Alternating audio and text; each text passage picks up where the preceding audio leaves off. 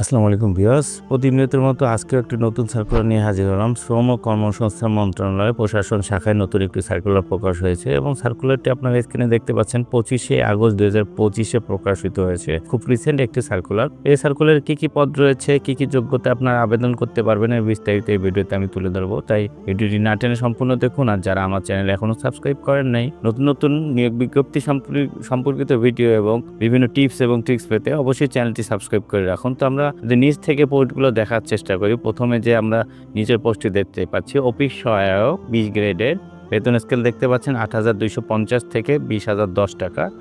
এখানে 12টি পদসংখ্যা রয়েছে। এই পদের জন্য 12টি পোস্ট রয়েছে।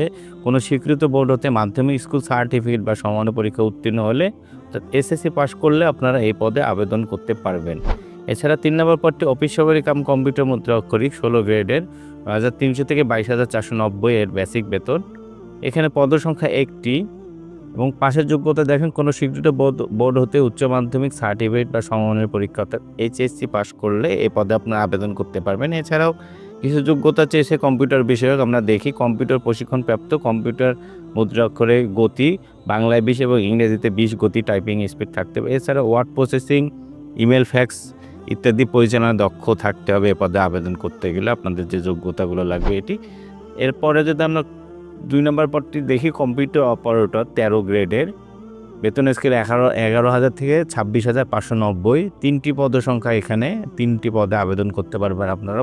কোনো স্বীকৃত বিশ্ববিদ্যালয় হতে বিজ্ঞান বিভাগে স্নাতক সম্মান বা সমমানের ডিগ্রি, কম্পিউটার মুদ্রাক্ষরের গতি বাংলায় 25 এবং ইংরেজিতে 30 শব্দের গতি, স্ট্যান্ডার্ড অ্যাপটিটিউড টেস্টে উত্তীর্ণ হতে হবে। এই পদে আবেদন করতে গেলে আপনাদের কম্পিউটার টাইপিং টেস্ট একটা পরীক্ষা হবে, এখানে উত্তীর্ণ হতে হবে ভাইবার আগে।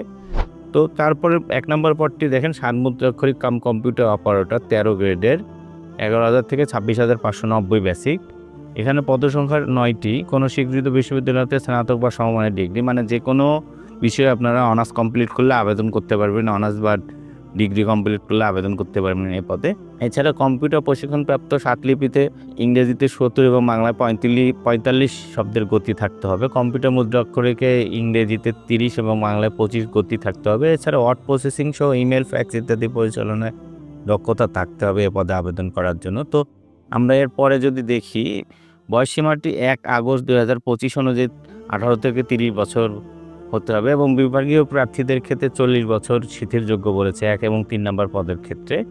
তো তারপরে আমরা যদি এর আবেদনের লিঙ্কটি দেখার চেষ্টা করি, দেখেন আবেদনের লিঙ্ক mole.teletalk.com.bd এই ওয়েবসাইটে গিয়ে আপনাদেরকে অনলাইনে আবেদন ফর্মটি পূরণ করতে হবে। তো আবেদন ফর্ম পূরণ শুরু 31শে আগস্ট 2025-এ এবং আবেদন ফর্ম পুরা 1 মাস ধরে চলবে, অর্থাৎ 30 সেপ্টেম্বর 2025 পর্যন্ত আপনারা বিকেল 5টা পর্যন্ত এর আবেদন ফর্মটি পূরণ করতে পারবেন। যদি আবেদন ফর্মটি এর মধ্যে পূরণ করেন, এরপরে আরও 72 ঘন্টা সময় পাবেন আপনারা SMS পাঠানোর জন্য। এবং সচরাচর সব চাকরির যে আবেদন ফর্ম পূরণের নিয়ম, সেম একই নিয়মে আপনারা এই চাকরির আবেদন ফর্মটিও আপনাদের নিজস্ব মোবাইল বা কম্পিউটার ব্যবহার করে পূরণ করতে পারবেন। তো এর আবেদন ফিটি যদি আমরা দেখার চেষ্টা করি, 1, 2 ও 3 নং ক্রমিকের জন্য আবেদন ফি 100 টাকা এবং টেলিটকের সার্ভিস চার্জ 12 টাকা, টোটাল 112 টাকা। এছাড়া আপনাদের 2টি SMS পাঠানোর জন্য 5 টাকার মতো, টোটাল 117 টাকা আপনাদের ফোনের টেলিটক সিমে রাখতে হবে আবেদন করার জন্য এবং SMS পাঠালে এই টাকাটি কর্তন করে নেবে। এবং 4 নং পদের জন্য 50 টাকা এবং সার্ভিস চার্জ টেলিটকের 6 টাকা এবং সাথে আরও 5 টাকা SMS এর জন্য আপনাদের এগুলো কেটে নেবে। এটি মূলত এই আবেদনের প্রসেস। নতুন সার্কুলার ভিডিও পেতে চ্যানেলটি অবশ্যই সাবস্ক্রাইব করে রাখুন। সবাইকে ধন্যবাদ। আসসালামু আলাইকুম।